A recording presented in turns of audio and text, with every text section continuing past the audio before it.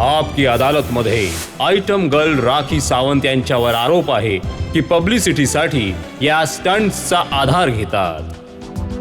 राखी, ज्या प्रसंगाबद्दल तुम्ही बोलत आहात, जिथे तुम्ही म्हणालात की मिकाने तुम्हाला जबरदस्ती किस केलं, त्याबद्दल पुन्हा पुन्हा असं म्हटलं जातं की तुम्ही या पूर्ण इन्सिडेंटचा एका स्टंट सारखा वापर केला पब्लिसिटी मिळवण्यासाठी. मी ॲज अ फ्रेंड गेले होते आणि त्यांनी इथे गालावर किस केलं होतं, जे ब्लेसिंग किस असतं, जे एक आई आपल्या मुलीला, वडील आपल्या मुलीला करतात ब्लेसिंग किस इथे, तर ते मी माझ्या मित्राला केलं होतं ब्लेसिंग किस आणि केक सुद्धा भरवला होता. तर माझ्या मनात अशी कुठली घाणेरडी भावना नव्हती आणि मी ॲज अ मित्र, जरी तो माझा मित्र असता, माझ्या भावाचा बर्थडे असता, मी केलं असतं. पण जे त्यांनी केलं सर, ते खूप, खूप चुकीचं केलं सर. राखी, असं एकदा अजिबात आपण करायला नको होतं सर. हे अतिशय चुकीचं वागणं होतं माझ्याबरोबर. एकदा बघून घेऊयात की तुम्ही काय केलं. तुम्ही कसा केक भरवला, तुम्ही कसं किस केलं आणि त्यानंतर इन्सिडेंट काय झाला ते एकदा बघून घेऊयात.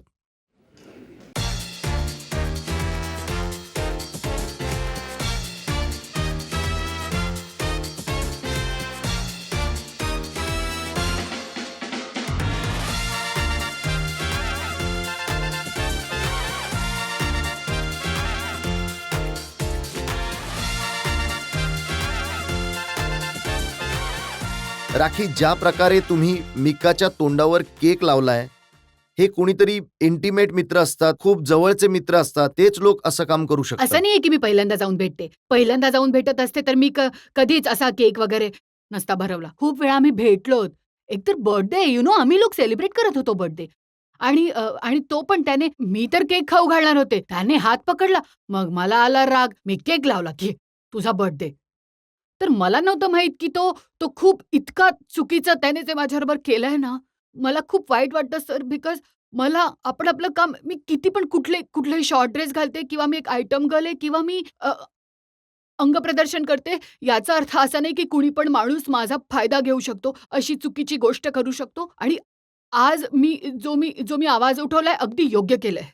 राखी, तुम्ही अशा प्रकारची सिच्युएशन क्रिएट कराल, अशा प्रकारचं प्रोव्होकेशन क्रिएट कराल, स्वतःची अशा प्रकारची इमेज बनवाल. मग जर अशा प्रकारच्या घटना घडल्या तर त्याला जबरदस्ती कोण म्हणेल? काय इमेज मी काही ती तर माझी फिल्म इंडस्ट्रीसाठी जो मी डान्स वगैरे करते ते माझं काम आहे. कुठल्याही माणसाची एवढी हिंमत की कोणी असं करू शकतो just because of my short dress आणि जस्ट बिकॉज ऑफ माझं करिअर असं आहे, कोणी माझा फायदा घेऊ शकतो?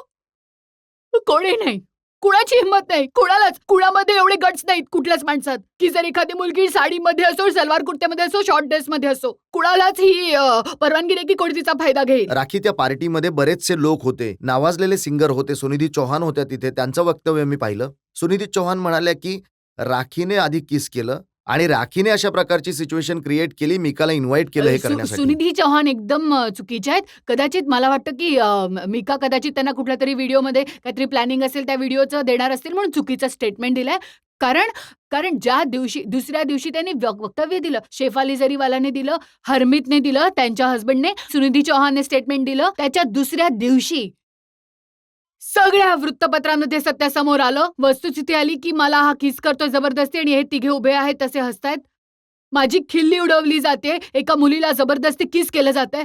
तिघांची चोरी पकडली गेलीये. त्यांना स्वतःला रिअलाइज झालं की चुकीचं सांगितलंय. जेव्हा दुबईमध्ये अशा प्रकारची घटना घडली तेव्हा तुम्ही झापड मारलीत. ह्या पार्टीमध्ये तुमची झापड कुठे गेली होती? तुम्ही बोलताय एकदम बरोबर आहे सर. याचं उत्तर मला नक्कीच द्यायचंय. पहिली गोष्ट तर जेव्हा मी माझ्या फ्रेंडला इंट्रोड्यूस करून देत होते मिकाशी, तर हे मी इंट्रोडक्शन एक असतं ना, तर तेव्हा त्यांनी मला एकदम असं पकडलं. जेव्हा एक व्यक्ती एका स्त्रीला इथे पकडतो तेव्हा ती कमकुवत होते ती स्त्री. तिच्या लक्षात येत नाही, जर तिने फोर्सने असं हटवण्याचा प्रयत्न केला तर तिचा गळा दुखावला जाईल. मी कुठली फिलॉसॉफर नाहीये, कुठली सायंटिस्ट नाहीये, बट तेव्हा मला जाणीव झाली होती.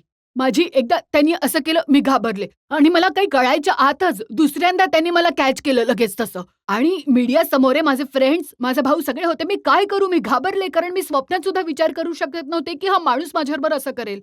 म्हणून मी तिथून घाबरून माझ्या फेसवर असं जोरात मारलं आणि घाबरून मी तिथून निघून गेले सर. पण आता जर मला परत कुठे मिका भेटला तर मी अशी लगावेन त्याला, त्याच्या आयुष्यात तो किस कुणाचाही घ्यायचा विसरून जाईल. अशी थोबळीत मारेल त्याला आयुष्यभराची.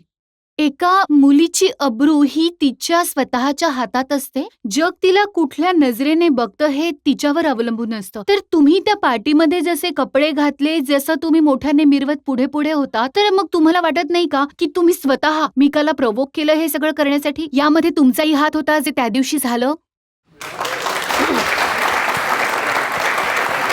मी पर्सनल लाईफमध्ये सुद्धा तुमच्यासारखेच कपडे घालते. सिद्धिविनायक मंदिरात जाते. माझे आई वडील आहेत, माझे भाऊ बहीण आहेत. त्यावेळी जेव्हा मी गेले होते तिथे ॲज अ फ्रेंडच्या नात्याने गेले होते. As a friend. पण मला माहित नव्हतं माझा मित्र माझ्याबरोबर अशी चूक करेल, एवढी राखी, चूक त्यांचा करेल त्यांचा मीडियासमोर प्रश्न असा आहे की त्या म्हणतायत की मिकाने चूक केली, हे सगळे लोक मानतायत, त्यांना शिक्षा मिळाली पाहिजे हे लोक म्हणतायत. पण त्यांचं म्हणणं आहे की तुमचीही चूक होती, भलेही कमी होती, पण ज्या प्रकारे तुम्ही गेला होता, ज्या प्रकारे तुमचा व्यवहार होता, ज्या प्रकारचा ड्रेस घातला होता, तुम्हाला तुमच्या त्या चुकीचा कुठेतरी पश्चाताप होतोय?